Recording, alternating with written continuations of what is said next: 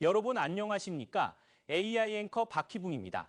주간 종합 뉴스 시작하겠습니다. 첫 소식입니다. 수도권을 시작으로 운영 중인 기상청 후 긴급 재난 문자가 올해 부산에 처음으로 도입됩니다. 시민 안전은 물론 지자체와 경찰, 소방 등 유관기관의 발빠른 대응에도 활용될지 기대를 모으고 있습니다. 박재한 기자입니다. 지난해 7월 24일 부산 사구에는 1시간 만에 112mm의 폭우가 쏟아졌습니다. 지난해 시간당 100mm 이상의 이른바 극단적 수준의 호우가 내린 횟수는 전국적으로 모두 9차례. 최근 15년 동안 두 번째로 많았습니다. 부산 기상청은 극단적 수준의 호우에 대응하기 위해 올해 처음으로 호우 긴급 재난 문자를 운영합니다. 기후 위기가 되면서 좀 더 집중적으로 저희가 예측하지 못한 효우들이 발생하기 때문에 기존의 저희가 갖고 있는 호우주의보나 경보로는 이것들을 다 저희가 대비를 할 수가 없게 됩니다. 그래서 저희가 호우 긴급 재난 문자를 통해서 관측이 되는 걸 보면서 저희가 실시간으로 대응을 할 수가 있기 때문에 좀 더 이런 변동하는 날씨에 대해서 잘 대응할 수 있다고 생각을 합니다.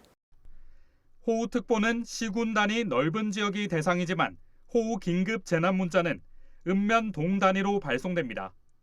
1시간 동안 50mm의 비가 오거나 3시간 동안 강수량이 90mm 이상일 때, 또 골든타임 확보를 위해 1시간 동안 72mm의 비가 온 경우도 포함됩니다. 이때 40데시벨 이상 경보음이 울리고 안전행동요령도 함께 안내됩니다.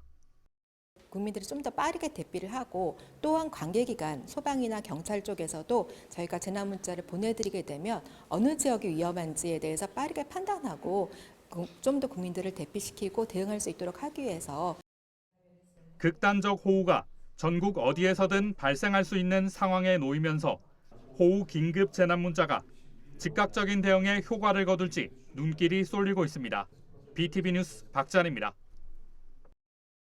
주민 4명이 숨진 사구 구평동 산사체 사고가 발생한 지도 벌써 5년 반이라는 시간이 흘렀습니다. 얼마 전 현장의 모습 전해드렸는데요. 아직 복구 공사는 마무리되지 않고 있습니다. 좀 더 자세히 취재했습니다. 김석진 기자입니다. 2019년 10월 3일 오전 집중호우로 사구의 한 야산이 붕괴됐습니다. 산 아래 주민 4명이 숨졌고 20여 개 기업이 흙더미에 묻혀 수십억 원의 피해를 입었습니다. 당시 유가족들과 기업은 자연재해가 아니라 인재를 주장했습니다. 국방부가 산에 연병장을 만들며 폐기물로 사면을 성토하고 배수 등 관리가 부실했기 때문으로 봤습니다. 법원도 이를 인정해 국가 배상 판결을 내렸습니다. 그 후 5년 반이 지난 지금 현장의 모습은 이전과 크게 달라진 게 없어 보입니다. 검은 석탄재는 자취를 감췄지만 산비탈은 맨살을 드러내놓고 있습니다. 아래로 가봤습니다. 사구가 계단식으로 사방댐을 설치했습니다. 그 아래엔 산사태 피해 건물이 방치돼 있습니다. 건물 기둥이 엿가락처럼 휘어져 있고 외벽은 파손된 데다 산사태의 흔적이 곳곳에 남아 있습니다. 피해 기업의 물적 보상은 거의 마무리된 상태. 하지만 심적 불안과 후유증은 계속되고 있습니다. 우리는 포장재를 만들고 있는 업체인데요. 이 포장재 자체에 까만 석탄재 같은 흔적들이 지금 나오고 있고 그런 것들 다 불량품을 폐기하고 있습니다. 그리고 제가 지금까지 이 어두운 옷을 입고 있는 이유도 하얀 옷을 입고 있으면은 그 석탄재가 묻기 때문에 엉망이 됩니다. 그래서 지금 밝은 옷을 입고 싶어도 못 입고 있는 상황이고 지금 같은 이제 봄철 장마철이 시작이 되게 되면은 언제 또다시 저 위에 산사태가 재발할는지 모르기 때문에 그런 걱정이 앞서고요. 한편 국방부는 복구 공사가 늦어진 이유에 대해 석탄재 물량이 2만여 톤으로 예상보다 증가해 처리하는 데 시간이 오래 걸렸다고 답했습니다. 또 현재까지 진도는 54% 수준이며 지자체와 협의 후 보완 설계가 끝나면 공사를 재개해 내년 6월 완료될 것으로 내다봤습니다. BTV 뉴스 김석진입니다. 도시명 산사태라 불리는 급경사지 붕괴 사고를 연구하는 시설이 부산에선 처음으로 사고에 들어섭니다. 전국에서 네 번째인데요. 어떤 시설인지 또 기대 효과는 무엇인지 알아봅니다. 계속해서 김석진 기자입니다. 2019년 10월 집중호우로 산사태가 발생한 사구 구평동 야산입니다. 당시 주민 4명이 숨지고 공장이 매몰돼 수십억 원의 재산 피해가 났습니다. 산사태가 발생한 지 무려 5년이라는 시간이 지났지만 복구 공사는 여전히 마무리되지 않고 있습니다. 지난해 기준 부산의 급경사지는 약 900곳으로 전국 광역시 중 제일 많습니다. 이 중 붕괴 위험이 높은 곳은 15곳으로 분류되는데 사구가 4곳으로 가장 많습니다. 이에 시는 정부의 재난안전산업진흥시설 유치 공모에 나섰고 지난 12일 최종 선정됐습니다. 이 시설은 사구 승학로 108번 길 700제곱미터의 부지에 지상 3층, 지하 1층 규모로 들어섭니다. 이곳엔 3년간 국시비 160억 원이 투입되며 시와 연구기관, 대학 등이 참여해 급경사지나 산사태와 관련된 재난안전제품을 개발하고 기술 성능 평가 등을 연구합니다. 부산 안에서도 사고가 급경사지가 많다 보니까 낙석 사고라든지 산사태로 인해서 인명피해나 재산피해가 많았습니다. 이러한 것들을 방지하기 위해서 재난안전 예방과 관련된 시설을 유치를 한 것이고요. 이것이 가져올 수 있는 기대 효과는 크게 두 가지입니다. 첫 번째는 경제적 파급 효과로서 한 2천억 정도의 경제적 파급 효과를 가지게 되고 또한 또 우리 사구에 다시는 낙석이라든지 또 그리고 산사태와 같은 재난이 발생하지 않을 수 있도록 하는 예방적 효과 이 두 가지를. 한편 재난안전산업진흥시설은 현재 침수와 지진, 화재를 주제로 각각 전북 군산과 경남 양산, 충남 홍성 등 3곳에 조성돼 있습니다. BTV 뉴스 김석진입니다. 북구 화명동 장미공원에 올해도 장미 수십 종이 만개했습니다. 방문객들의 발길이 끊이지 않고 있는데요. 주변 상점들도 활기를 띠면서 상인들은 축제를 준비하고 있습니다. 장동원 기자입니다. 화명동 장미원이 알록달록 물들었습니다. 5월 중순으로 접어들며 50여 종 장미 수천 그루가 일제히 꽃을 피웠습니다. 기쁨의 노란 장미, 사랑의 붉은 장미, 아담한 장미서부터 두 손 가득 담기 힘든 커다란 장미까지 공원을 가득 메웠습니다. 방문객들은 장미와 함께 추억을 담습니다. 아이들도 어르신도 얼굴에는 웃음꽃이 가득합니다. 처음 들어서자마자 장미 향이 확 풍기면서 정말 놀라울 정도로 이 정도까지는 몰랐는데 너무 좋네요. 오늘 처음 한번 와봤는데 너무 좋다 진짜. 이런 꽃을 보니까 또 더 마음이 또 이제 편안해지고 나도 저 꽃처럼 좀 이뻤으면 하는 그런 마음도 생기고 어릴 때 그런 젊었을 때 그런 생각도 또 나고 그러네요. 우범지대로 남아있던 화명동 장미원은 10여 년 전부터 가꿔지기 시작했고 장미가 피면서 봄꽃 명소로 자리 잡았습니다. 장미가 피면 주변 상권에는 활기가 돋습니다. 상인들은 축제를 준비하고 있습니다. 공원 주변 상점 70여 곳은 장미철이 되면 매출이 크게 오릅니다. 다양한 이벤트를 마련해 상권과 접목하면서 각종 상권 육성 사업에도 선정돼 2억 원이 넘는 지원금을 확보했습니다. 관람객들이 전국 각지에서 오기 때문에 앞으로 엄청난 시너지가 있을 거고 또 그로 인해서 저희들 상가는 매출이 약 30-40% 정도 업이 됩니다. 꼭 장미철만 아니고 앞으로 꾸준히 개발하고 홍보를 해서 다음 달 6일과 7일에는 상인들이 축제를 마련합니다. 어린이 500명이 참여하는 사생대회를 비롯해 가수들의 공연과 플리마켓 등 문화축제가 열립니다. 이 밖에도 사계절 공원을 찾을 수 있도록 매주 주말 버스킹 공연을 연다는 계획입니다. 장미는 6월 중순까지 감상할 수 있을 것으로 보입니다. 이어 10월에는 가을 장미가 선을 보이고 올 여름부터는 장미원 일대에 수국이 피어나게 됩니다. BTV 뉴스 장동원입니다. 국가지질공원인 이기대는 해안가를 따라 5, 6도까지 천혜의 절경을 즐길 수 있지만 계단과 급경사가 많아 휠체어나 유모차 이용은 어려운 실정이었는데요. 이 기대의 자연 경관을 누구나 편안하게 즐길 수 있도록 해안 산책로의 보행 약자 배려길이 처음 만들어졌습니다. 박지한 기자입니다.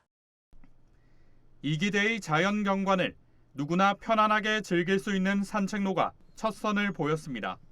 남구는 사업비 10억 원을 투입해 이기대 지질공원 안내소부터 바다 전망대까지 480m 구간에 데크 난간길과 휴식 공간을 설치했습니다.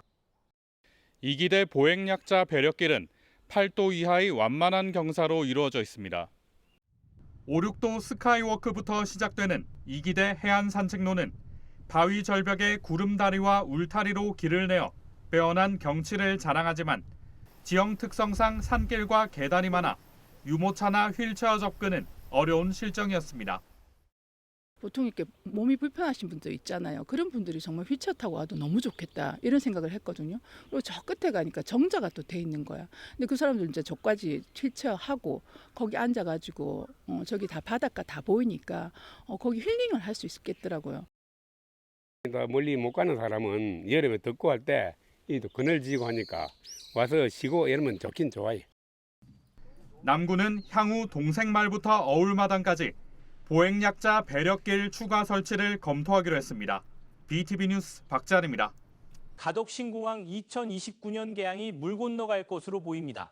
현대건설이 계약 주권보다 공사기간 2년이 더 필요하다고 요구하면서 국토부가 계약 절차를 중단하기로 했는데요. 새 업체를 찾는데 반년 이상이 걸리는 데다 공사에 나설 업체가 나타날지도 미지수입니다. 장동원 기자입니다. 현대건설 컨소시엄은 지난달 국토부에 기본 설계안을 제출하면서 공사 기간은 9년, 사업비는 11조 이상이 필요하다고 밝혔습니다. 국토부가 제시한 조건보다 2년 더 긴 공사, 예산은 1조 원을 더 요구한 겁니다. 정치권과 시민단체 등 각계에서 논란이 일었습니다. 현대건설이 입찰 조건을 알면서도 대신 공사를 맡을 곳이 없다는 점에서 배짱을 부린다는 비난도 이어졌습니다. 국토부가 기본 설계 보완을 요구했지만 현대건설은 입장을 고수했습니다. 국토부는 현대건설 컨소시엄과의 계약을 철회하기로 했습니다. 전문가 자문회의를 통해 재입찰 조건과 방식 등을 결정할 예정이지만 재입찰을 위한 행정 절차에만 최소 6개월이 걸리게 됩니다. 2029년 개항이 무산될 수 있다는 우려가 나올 수밖에 없습니다. 공항부지공사 입찰에 나선 업체는 현대건설 컨소시엄 한 곳에 불과했고 경쟁 입찰이 이루어지지 않으면서 4번이나 유찰이 이어진 끝에 수의 계약을 앞둔 상태였습니다.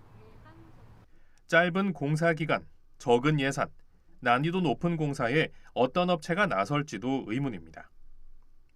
또 가덕신공항과 연계한 사업들이 추진되고 있고 관련 예산까지 확보돼 있어 공항 건설 지연 파장은 더욱 커질 것으로 보입니다. BTV 뉴스 장동원입니다. 가덕신공항으로 이어지는 접근도로 공사가 난항을 겪고 있습니다. 공사업체를 찾는 입찰이 4번이나 유찰됐고 5천억 원이 넘는 사업에 다시 수혜 계약이 거론되고 있는데요. 논란의 부지주성 공사와 비슷한 상황이 반복되고 있습니다. 계속해서 장동원 기자입니다. 강서구 송정동에서 가덕신공항까지 이어지는 9.3km 공항 접근도로. 공사 기간은 6년 2개월, 2031년 개통이 목표입니다. 하지만 아직도 공사를 맡을 업체를 정하지 못하고 있습니다. 2차 입찰까지 응찰 업체는 한 곳도 나타나지 않았고 3차 입찰에서는 공사비를 160억 원 늘렸지만 역시 응찰 업체는 없었습니다. 이어진 4차 입찰에는 한신공영 컨소시엄이 참여했습니다. 하지만 단독 입찰로 경쟁 구도가 형성되지 않으면서 4차 입찰도 무산됐습니다. 국토부는 5차 입찰에 나섰지만 경쟁 업체가 나타나지 않을 경우 한신공영과의 수의 계약이 이루어질 것으로 보입니다.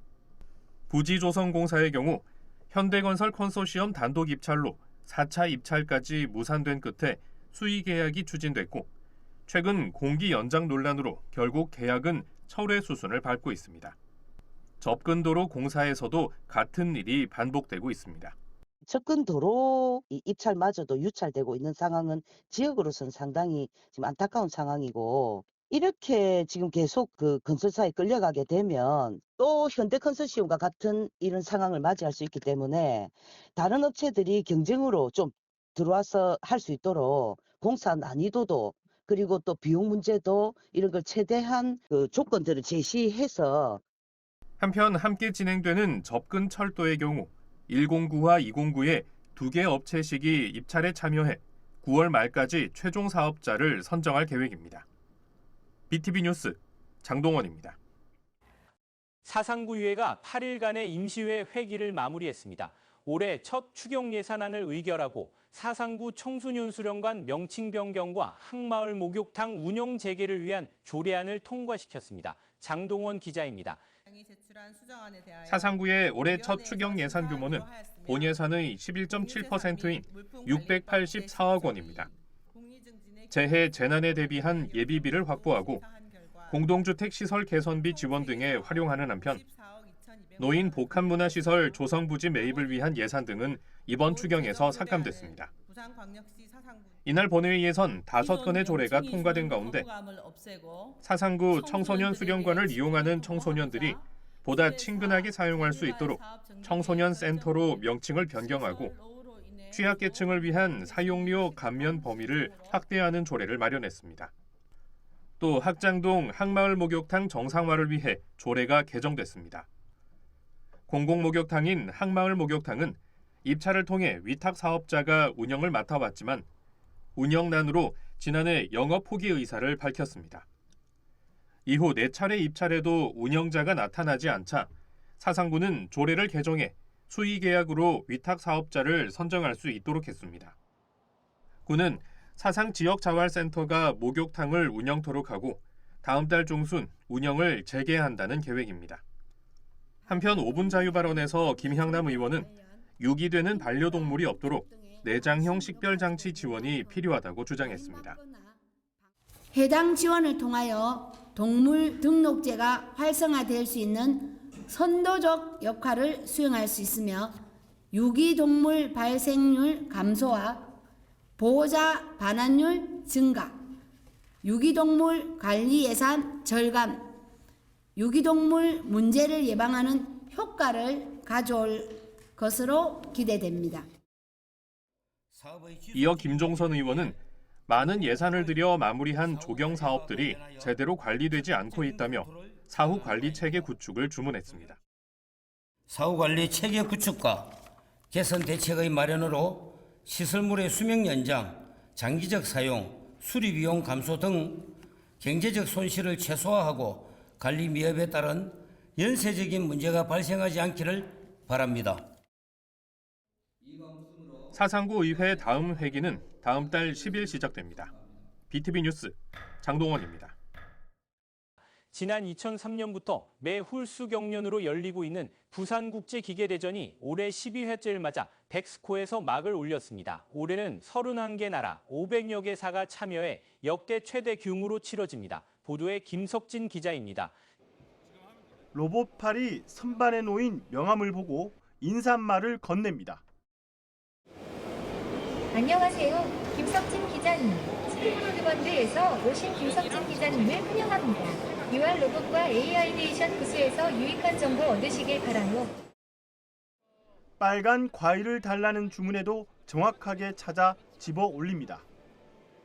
로봇팔에 장착된 카메라로 사물을 인식하고 위치를 찾는 건 물론 손가락의 힘을 달리해 동작을 조절하는 인공지능, 즉 AI 기술이 적용됐습니다. 저희 회사가 인공지능 딥러닝 전문 기업이다 보니까요. 전체적으로 국내에서도 저희 영향력을 좀 뻗치는 것 플러스 그리고 글로벌적으로도 경쟁력을 갖출 수 있다라는 걸 좀 보여주고 싶었고요. 그게 저희가 전문적으로 하고 있는 제조 쪽이나 기계 쪽 이런 분야에서 저희가 말 그대로 협동 로봇이다 보니까요. 인간이랑 같이 협동할 수 있는 기계에 지능을 좀 부여해서 국내는 물론 세계 최신 기계산업 경향을 엿볼 수 있는 부산 국제기계대전이 개막했습니다. 올해는 31개 나라 530여 개 업체가 참여해 1,840여 개 공간을 운영합니다. 이는 지난 전시보다 기업 수는 80개, 공간은 100개 늘어난 역대 최대 규모입니다. 제1전시장엔 기계기술 등 12개 분야 산업전이, 제2전시장엔 로봇 등 8개 분야 산업전이 열립니다. 특히 이번 대전엔 인공지능 특별관이 운영되는 등 스마트 제조 기술과 4차 산업혁명 기술이 융합돼 소개됩니다. 신제품이나 신기술을 선보이는 발표와 세미나도 개최됩니다. 또 대한무역투자진흥공사는 지역 기업의 해외 수출 판로 확대를 위해 13개 나라 36개 기업을 초청한 수출 상담회도 갖습니다. 그야말로 우리 생각대로 다 움직일 수 있다, 그렇게 생각하고 있습니다. 시간이 지남으로써 아마 그렇게 변할 걸로 봐집니다. 그래서 우리 제조업들은 그런 데 대한 미래에 대한 투자와 연구, R&D 이런 것들을 더 열심히 해야 되지 않겠나 그렇게 생각합니다. 한편 이번 부산 국제기계대전은 오는 23일까지 열리고 해외 바이어를 비롯해 국내외 기계 관련 전문가와 학생 등 8만여 명이 다녀갈 것으로 예상하고 있습니다. BTV 뉴스 김석진입니다.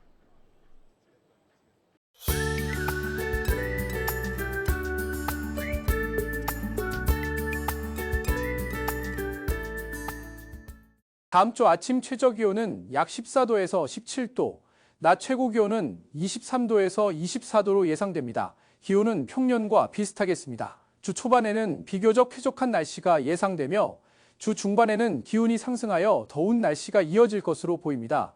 맑은 날씨가 이어지는 만큼 자외선 지수가 높을 수 있으니 야외 활동 시 자외선 차단에 유의하시기 바랍니다. 이상 다음 주 날씨 정보였습니다.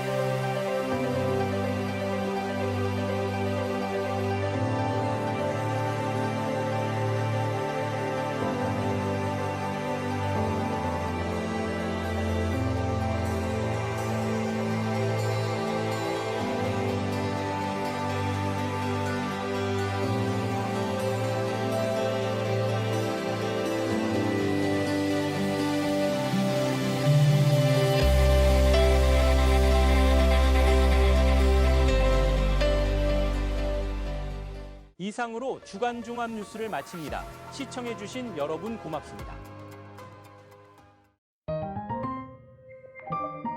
채널 BTV